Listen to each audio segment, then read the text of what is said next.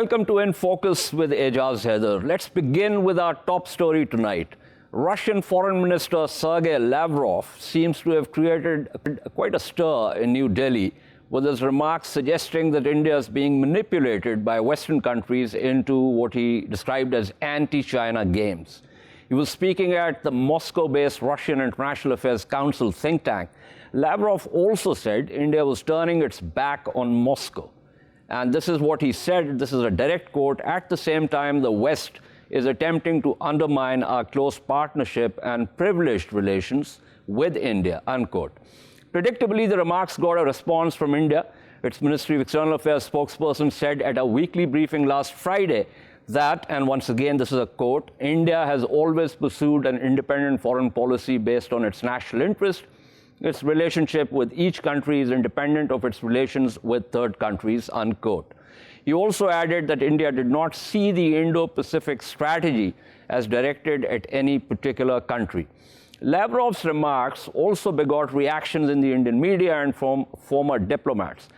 Kamal Sibal, a former foreign secretary, told the Hindu newspaper that, and once again this is a direct quote, "If Russia is concerned about the US pulling India into its orbit, it should express some public concern about China's unacceptable territorial aggression against India," unquote. To discuss the nuances of the India-US-Russia triangle, we have with us Dr. Adil, who's the Dean of the Frederick S. Pardee School of Global Studies at Boston University, and Shashank Joshi, who's defense editor at The Economist. Thank you to both my panelists. Let me begin with Dr. Najam here. Dr. Najam, there's obviously, this is kind of complicated with the US moves against China, also a raft of sanctions against Russia, even under President Trump's tenure, who was generally considered to be soft on Russia. And then, of course, there is the issue of India, which has its own traditional, very strong relations with Moscow. What possibly could have prompted Sergei Lavrov, who's a very seasoned politician and diplomat, to have said what he did? It is very interesting, and I also wonder, especially given who it is coming from and when it is coming from, which is also, in addition to what you said, a moment of transition in US leadership. Particularly right now, with that transition becoming nearer, whether Mr. Trump fully accepts it or not, and whether this is a signal from the Russians only to India, or it is also a signal to the rest of the world, in particular to the US itself, and maybe also to China. Now, India, I think, has very real reasons to have concerns about China itself. And so does the US. And what that means is that an enemy's enemy is my friend. On that sort of a logic, there is a natural tendency for India to drift towards the US. And that drift, I think, is not just related, it is related to that China factor, but it is mostly driven by the Indian interests in the US that have tremendously grown. This is not the 1940s India.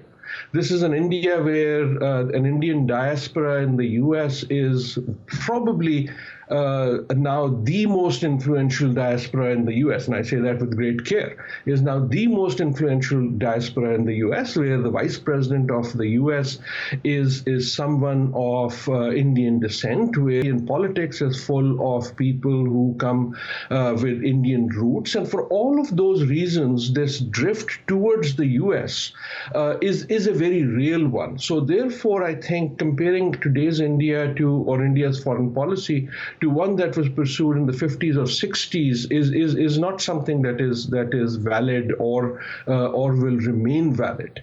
But certainly, I think Russia is seeing the same thing, that India has more and more interest in the US, less and less relative interest in what is now Russia.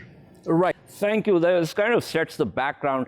Shashank, now I perfectly understand that a country like India, but this is something we experiencing in Pakistan also, trying to have independent foreign policy relations with various state actors.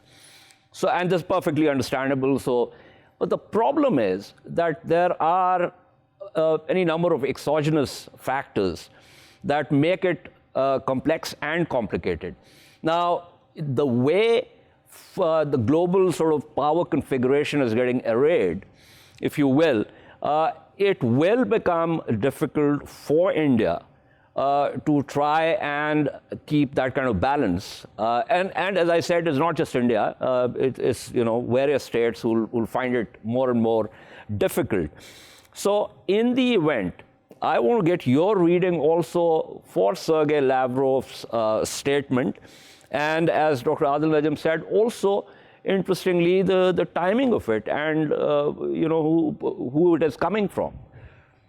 Yes, I think it's fascinating. I agree with all of Dr. Najam's stage setter. I think what's been very clear is that India has still tried to maintain some sense of that balance. We've seen that, for example, in the purchase of the S-400 missile defense system, the very same air defense system that has invited sanctions, American sanctions on Turkey this week.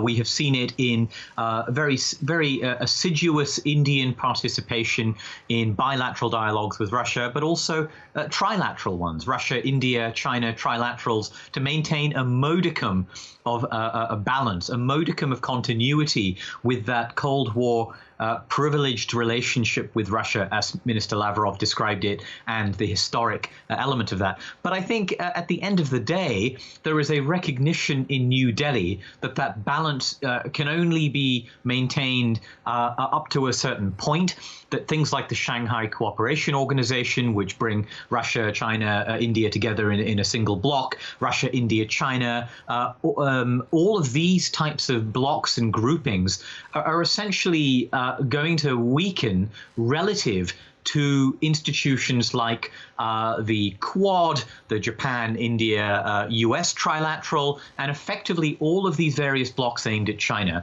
And the reason for that is very, very simple indeed. India's relationship with China has steadily deteriorated.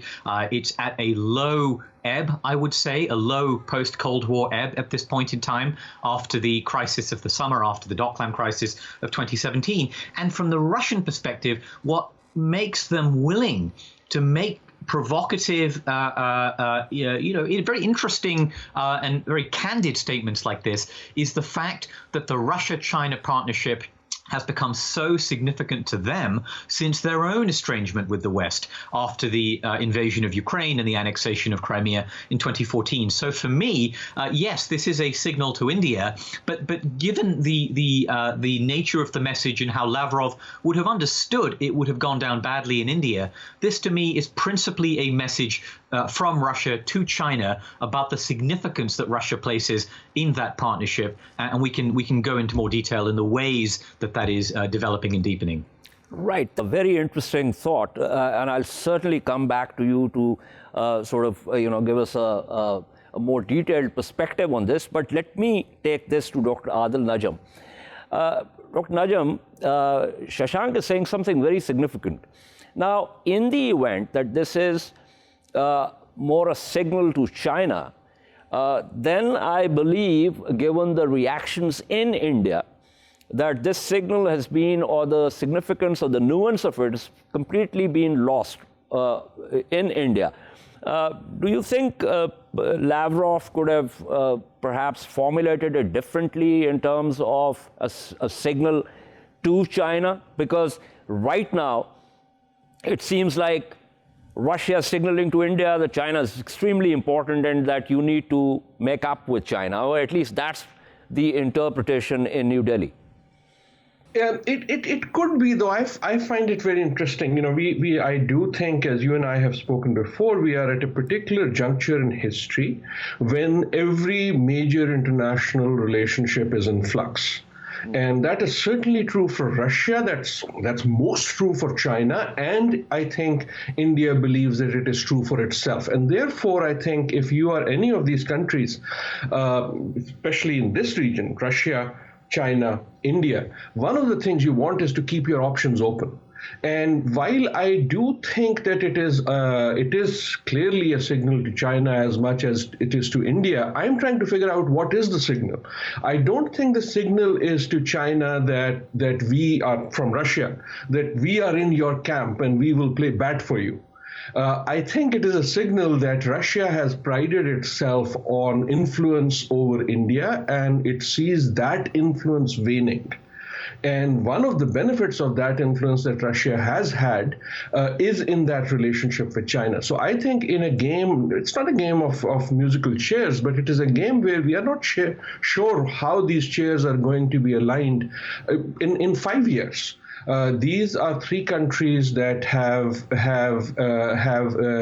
regional, not just regional, but global ambitions, and they will continue to keep their options open. India has clearly created a larger window, in fact, a whole door to the US, and what that means for the Russians is a waning of an influence that they think, I assume, that they have invested 70 years of effort in. And so it's a reaction to that, but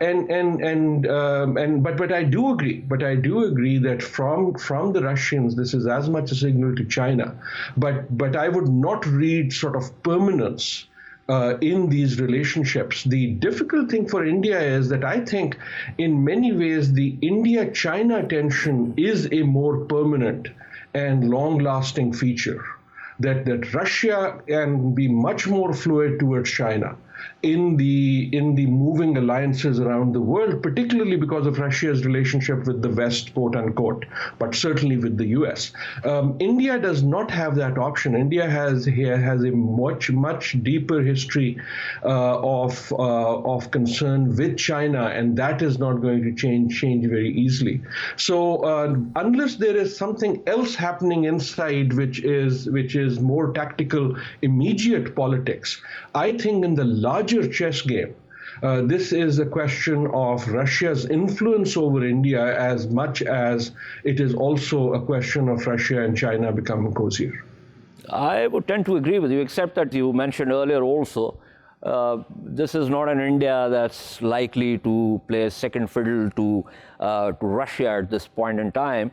But let's go back to Shashank Joshi. Shashank, just explain a little more with reference to what you said about signal to China, and then we can proceed further from there. Well, first of all, let's take stock of some basic facts. The Russia-China relationship has been deepening at the strategic level, the diplomatic level, the military level. For me, one of the most striking elements of this was the invitation of the People's Liberation Army to take part in Russia's Vostok military exercises. I think it was 2 years ago. And these were exercises, of course, that in the Cold War period had been designed to prepare for the possibility of a Chinese invasion of Eastern Russia. And it was a striking a symbol or a gesture of the realignment that Professor Najam described that's taken place. More recently, one of the most striking manifestations of that partnership, I think, has been cooperation on early warning for ballistic missiles. As we all know, that's a very sensitive field. It involves cooperation on radar technology, on tracking in space, and the Russians have provided help in an area in which they have considerable expertise to the Chinese to hone their own early warning system.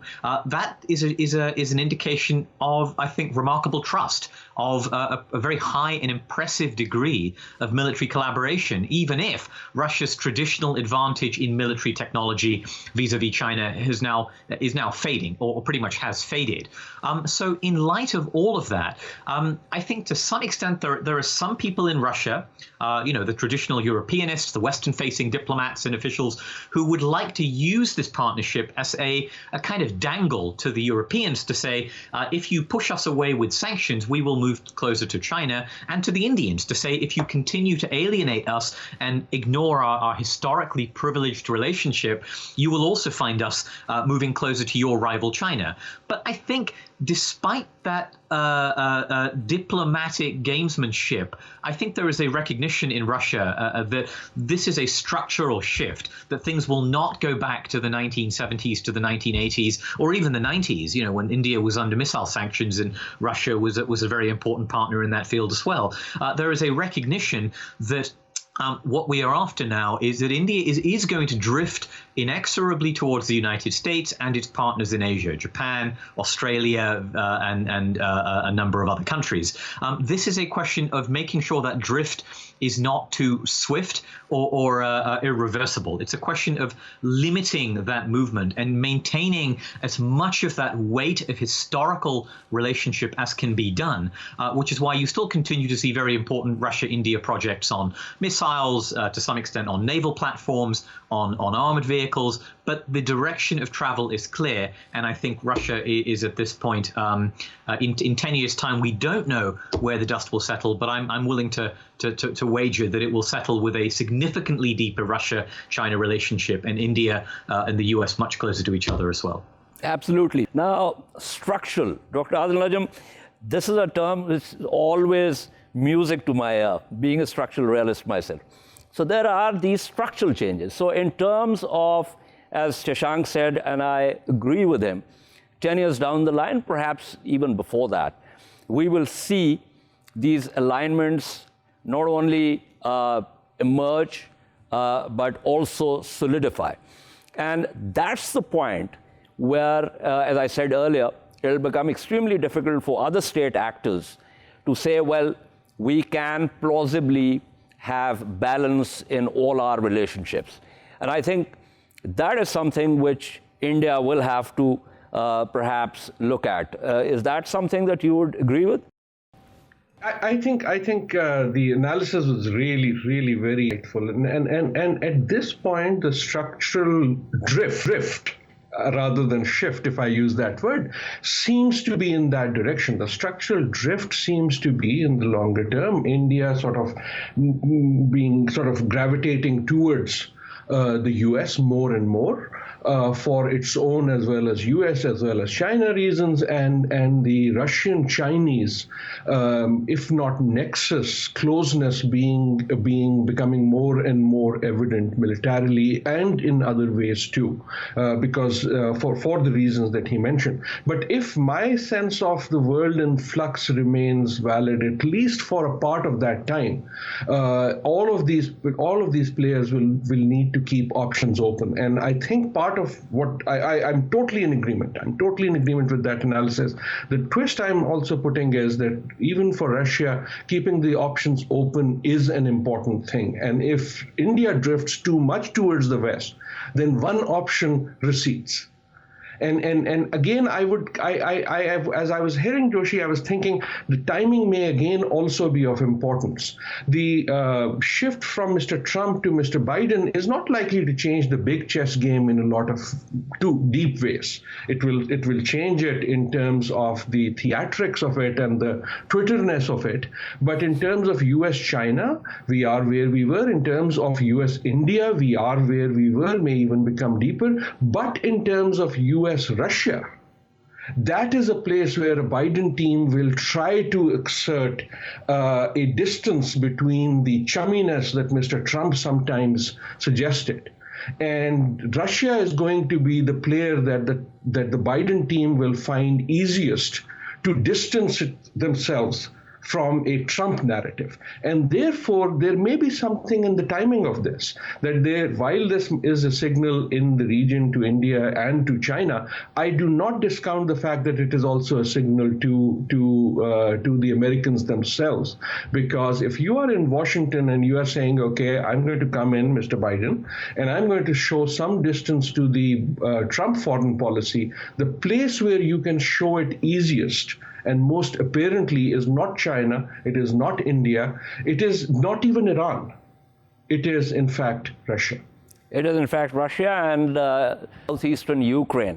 Thank you so much. That was Dr. Adil Najam. Let me quickly go back to Shashank Joshi for one final question. Shashank, so if we try and map this, and we assume that there is reason for both sides, Moscow and Delhi, to, despite this structural sort of shift, to try and keep relations at a certain kind of level.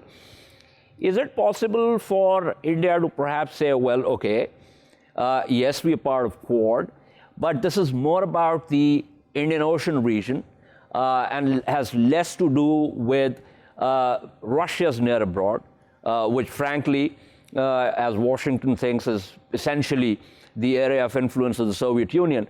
So there you get some kind of space to allay Moscow's fears and also keep the India-Russia relations at an even keel.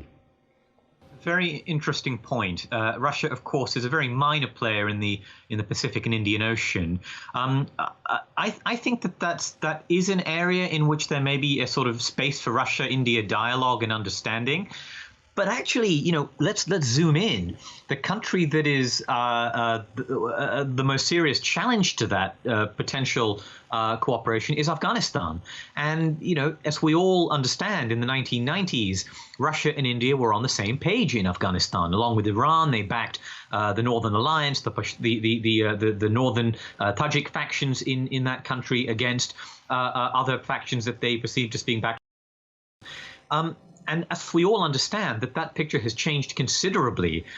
India is still profoundly worried at the direction of movement of events in Afghanistan. Russia is more relaxed. Russia has taken a much more pragmatic, flexible, supple position in the last 5 or 6 years than it had in the past. It has reached out to Taliban factions. It has done so both to tweak America's nose, but also in recognition of the direction of movement of that country. It has reached out to Pakistan on the issue of Afghanistan with much more vigor and substance than it would have done in the 1990s. So yes, there is still a degree to which India realizes it needs Russian assistance in places like Tajikistan or Uzbekistan, and that there is a sense of overlapping interest. Neither of them wishes to see a strong Islamist resurgence in that area for their own respective reasons. But I think Afghanistan actually shows you, it exemplifies or it illustrates another facet of that divergence between the Indian perspective and the Russian perspective, that no amount of arms deals, no amount of buying old Russian Navy vessels or air defense systems or meeting in the Russia-India trilateral is going to paper over. I think we can see that divergence taking place, and it's going to have some diplomatic consequences in the coming years as the Afghan peace process plays out. Absolutely fascinating. I think we need to do another program to explore this further, but thank you so much. That was Shashank Joshi, defense editor at The Economist, speaking with us. I'm also now joined by Andrew K.P. Leung, who's chairman of Andrew Leung International Consultants and an international and independent China strategist.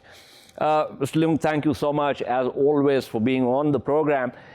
We were discussing Minister Sergei Lavrov's remarks about India's drift towards Western powers that he thought were forcing India to play anti-China games. This is significant given that Mr. Lavrov is a very seasoned politician and diplomat, so he is not going to say something which is not nuanced. What is your reading of why he made this statement? Well, obviously, this is a reality. You can see that India is very, very forthcoming in joining the American-led so-called Quad, Q-U-A-D. Is a kind of alliance between the United States, Japan, Australia, and India to contain China in the form of maybe even military exercises in the South China Sea or in the Indian Ocean, and forming a kind of wall to push back against China. But I think at the back of it all, the Indian psychology is that, of course, China represents to India a kind of a competitor, as a rival, as well as very important, very sensitive territorial disputes with India. We see the kind of face-off in Dok Lam and various other areas, and threatening the so-called chicken neck, this kind of narrow corridor linking a dangling part of the Indian territory, a potential war with China, because the territorial disputes, the standoff between India runs the risk of a very real military conflict. And then if the United States is forming a cast iron military alliance with India against China, then the United States would have to be dragged into this confrontation. And I don't think that would be have a lot of support with the American electorate. So I think that this is a quite a nuanced and complicated situation with different dimensions. Right. Thank you. So that was Mr. Andrew K.P. Leung speaking with us. I'm now joined by Mark Sleboda, an analyst with RT, and he joins me from Moscow. Mr. Sleboda, Sergei Lavrov is a very seasoned politician and diplomat. So when he says something, his words are measured. Now, he's talked about India joining the Western camp and the Western countries forcing India to play anti-China games. Why do you think he said this? And would you agree that the timing is significant with the Joe Biden administration coming in, and President-elect Biden is someone who was very strong on the anti-Russia, the Ukraine, thing. So give me your reading of why Mr. Lavrov would have said what he did. I think that the Russian foreign minister is growing increasingly concerned about U.S. strategic moves around the world in pursuit of hegemony that have accelerated under Trump. And all the indications are from Biden's senior foreign policy advisors and those coming into his camp that this seek to confront Russia and China, which the U.S. sees as rivals, as independent states unwilling to accept the domination of its global hegemony. And it's very worried about India, because India has been a long-time partner of Russia, privileged partner dating back to the Soviet Union. And India is part of the Shanghai Cooperation Organization, its admittance backed by Russia. And it is part of the BRICS organization with both Russia and China as well. And it is concerned when it sees India increasingly dragged into these provocative military confrontations in the West Pacific on the other side of the world from the United States by the United States and its allies, Australia and Japan. It sees this as something that Eurasian countries is not only a needless distraction, but is potentially catastrophic as the U.S. tries to split the continent geopolitically. At the same time, the United States, it doesn't really do allies, and Russia is trying to warn India of that. The U.S. does client states, and you can see that quite clearly. India purchases an air defense system, the S-400, from Russia, its long-time biggest arms supplier, and the U.S. threatens it with sanctions through the Countering America's Adversaries Through Sanctions Acts, saying we will not tolerate you, India, buying Russian military equipment, because Russia obviously doesn't have that agency or independence of foreign policy choice anymore. The same thing with oil. The U.S. says we have sanctions against Iran and Venezuela. Therefore, you are not going to buy Iranian or Venezuelan oil. And sure enough, the Indian government has kowtowed, has curtailed oil supplies from Iran, and has severely cut them from Venezuela at significant cost to the Indian economy, because the oil they've been forced to purchase is more expensive.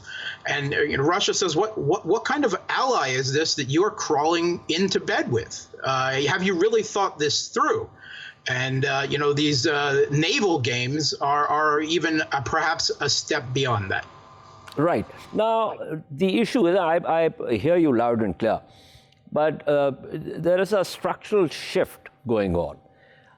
And we now have the United States, and we have China and Russia on the other side.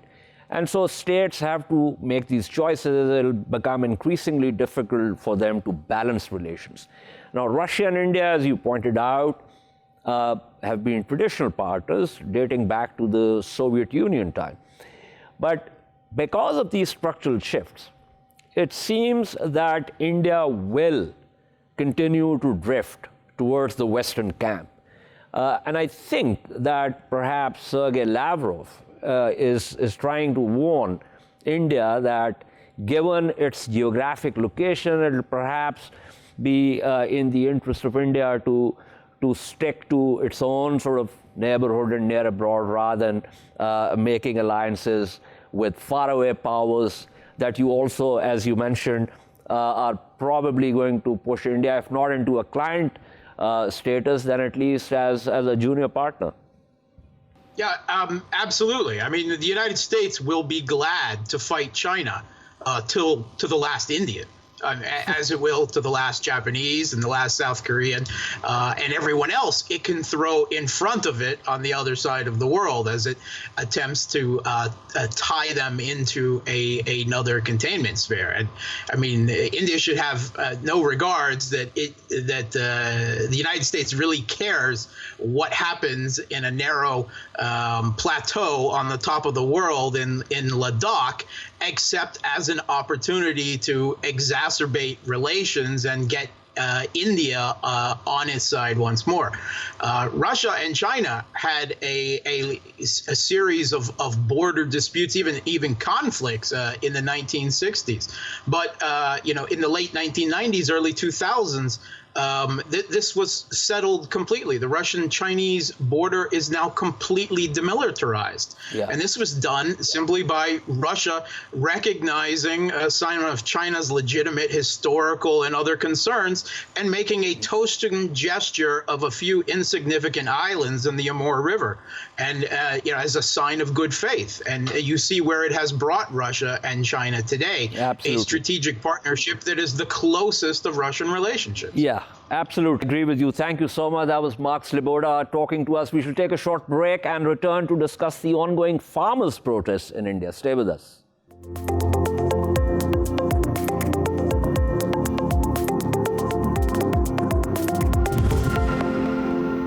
Welcome back to In Focus. Our second story tonight is the farmers' protests in India. While farmers have ended the hunger strike, and India's Agriculture Minister Narendra Tomar interacted with farmer leader Shiv Kumar, no agreement has been reached so far. Earlier today, Tomar told an Indian TV channel that the government is ready to discuss all points of contentions. We haven't reached a solution yet, but we expect to reach a consensus in following days. That's what Tomar said. Matters haven't been helped by the statement of BJP National General Secretary and Rajasthan in charge Arun Singh. Singh said on Monday that 99% of the country's farmers stood with the central government, and those protesting in the borders of Delhi are under the influence of communists, congressmen, and separatists. The ongoing protests have clocked 20 days. Farmers are protesting against 3 new agri-laws pushed through by the central government of Mr. Modi, and no breakthrough is in sight. To discuss the situation further, Ranjit Singh Srai, who's a lawyer and a representative of World Sikh Parliament. Srai, one of the things that we have heard through these protests, primarily from the BJP camp, is that there is, as far as the Punjab protests are concerned, there's a Khalistani hand in this. Now, it seems to me, as I mentioned, the statement of one of the BJP leaders. That's about the communists, it's about the congressmen, and it's about the separatists. What do you make of this? So the situation is a situation of Modi's own creation. Yeah, he created this problem. He brought in these massively controversial laws, which Punjab's farmers and farmers in other places in India consider to be pretty much a death sentence for their way of life, their economic livelihood, and their future. So Modi has brought this in, rushed it through Parliament, didn't follow the normal parliamentary procedures, tried to make all of this happen under the cover of the COVID lockdown and the COVID panic. So he's brought this all on himself. He can blame anybody and everybody, and frankly, his party has been doing that. But it's of his own making, and it's a matter of great pride, really, for the Sikhs in particular, because the Sikhs are, the majority of the Punjab farmers who are spearheading this agitation against these laws.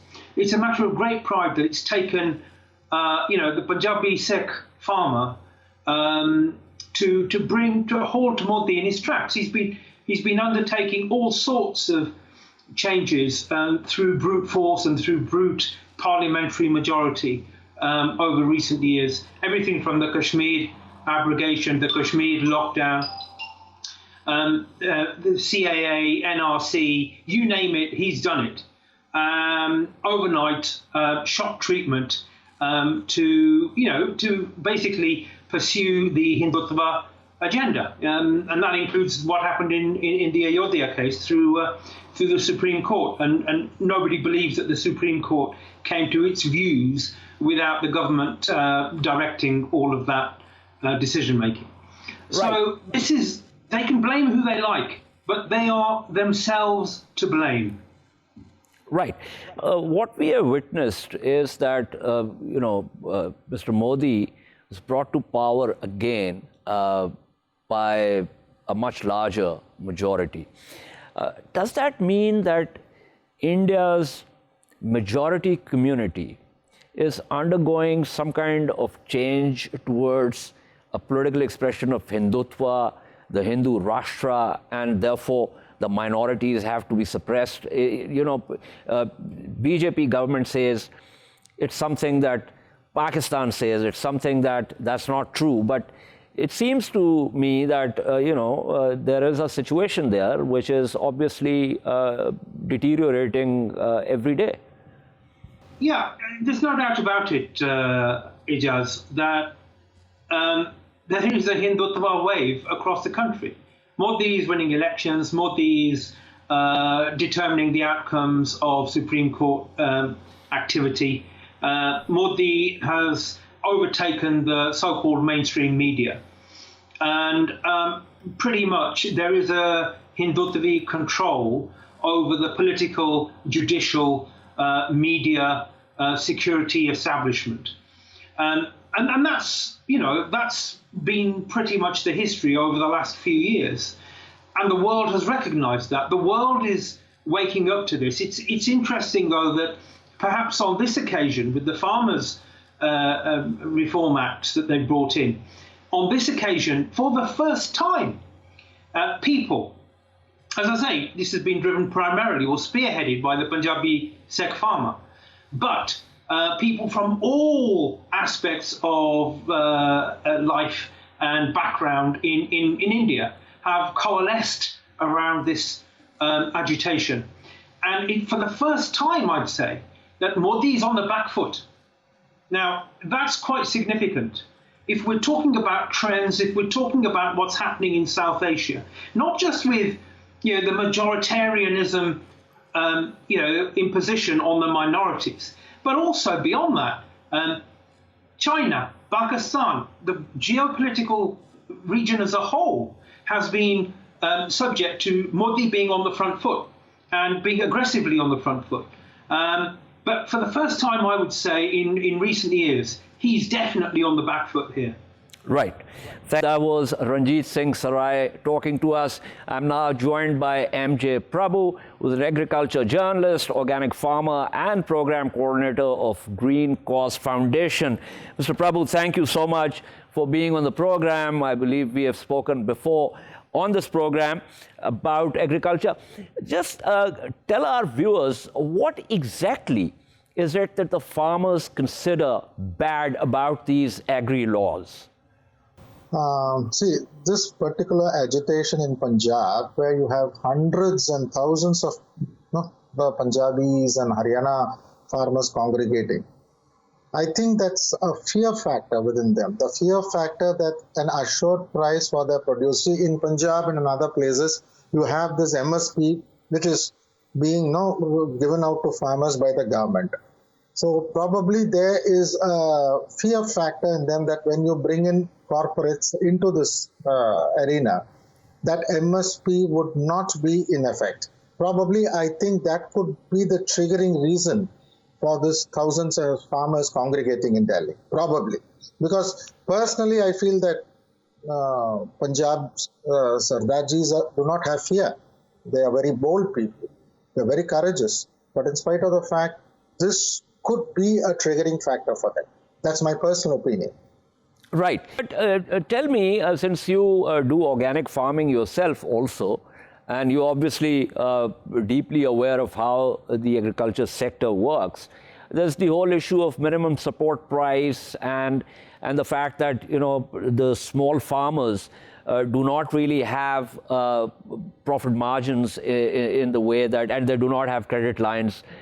So they seem to think that with these agri-laws, the corporate sector will come in and basically they will be left landless. And that seems to me like a genuine, fear. No, I do not think in that way because personally, I do not look at it from a journalistic angle. I look at it from a farmer-centric angle, being a farmer myself. Correct. See, when you bring about something like different companies which come into agriculture, that gives me different channels of marketing my produce. See, when you talk of this corporatization of agriculture, we fear one thing is when companies come, 80% of farmers in India, 80 to 85% are small landholders. They are not big farmers. A farmer who has 2 acres, 1.5 acres, something like that. A big company, I cannot mention this openly, but big companies who get into this line will look at hundreds of farmers getting together and producing a single crop. And when it comes, what happens is we have no choice. We have to go provided we get a good money. Sir, let me make myself very clear that to talk that farmers are suffering, farmers are in difficulty is not 100% true.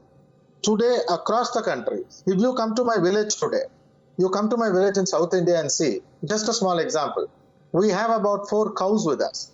2 cows or 4 cows gives us a minimum income of 20 to 24,000 in selling the milk. A liter of the cow's milk gets us about 30 rupees a liter. The schemes that this present government has given us is vastly benefiting us. Even when COVID was at a very high level. So I get your point, Mr. Prabu. So then what exactly is happening? So, this is the 20th day. The situation has reached a point where Arun Singh, one of the BJP leaders, said, well, these guys are playing in the hands of communists, congressmen, and separatists. And that statement did not help the cause. So what exactly is happening? I mean, you don't want people to, and people don't just take to the streets like that, especially in these COVID times and, of course, with winter getting worse. One factor which I'm really, I'm just mulling over is this bill could have been passed. It's my personal opinion again. This bill could have been passed if the government had brought in some farmer leaders and had a preliminary round of discussions with them. Even now I'm telling you, with so many farmers, aged farmers who are there sitting out in the cold, winters here, and you know how the biting cold will be in Delhi, I think the government should please have a discussion. Try to ease out the tension with the farmers. Remember, this protest is turning out to be a revolution. This is touching different globes. I mean, the parts of different globes. You have leaders of different countries extending their support. And I sincerely absolutely, feel and that is, I'm sorry cutting into what you're saying because I've run out of time, but you're absolutely right. I mean, the Canadian Prime Minister, there have been, support from Australia, elsewhere also, so it's becoming a diplomatic issue also. But thank you so much. That was MJ Prabu speaking with us. This is all from In Focus tonight. We shall see you tomorrow at the same time. Keep following our latest updates on social media at indus.news. Good night and goodbye.